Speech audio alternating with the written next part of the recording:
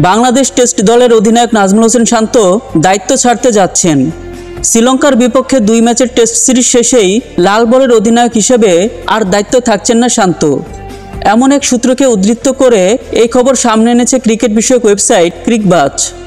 এরপর সোমবার কলম্বোতে দলীয় অনুশীলনের আগে গণমাধ্যমের মুখোমুখি হন শান্ত। সেখানে অধিনায়কত্ব ছাড়া নিয়ে বলেন, আলোচনা তো আগে থেকেই হচ্ছে, আলোচনা হতে থাক। আমি এ বিষয়ে এই মুহূর্তে কোনো কমেন্ট করতে চাই না, কারণ 2 দিন পরে টেস্ট ম্যাচটা ভালোভাবে খেলতে চাই, টেস্ট ম্যাচটাতে ভালোভাবে কন্ট্রিবিউট করতে চাই, একজন অধিনায়ক হিসেবে, একজন ব্যাটার হিসেবে। এই মুহূর্তে আলোচনাটা আলোচনার জায়গায় থাক। ভালো পারফর্ম করেই অনেকে অবসর নেয় কিংবা অধিনায়কত্ব থেকে সরে যায়। শান্তর ক্ষেত্রেও কি এমন হবে? জবাবে বাংলাদেশ অধিনায়ক বললেন, সবথেকে ভালো মুহূর্ত ছিল আগের টেস্টে ব্যাক টু ব্যাক সেঞ্চুরি। অধিনায়ক হিসেবে তখনই বলে দিতে পারতাম, না এই মুহূর্তে এরকম কোনো কিছু প্ল্যান নেই। এরপরে শান্ত যোগ করেন, সবার কাছে একটা অনুরোধ থাকবে, খুব বেশি আলোচনা সমালোচনা মাতামাতি করার দরকার নেই।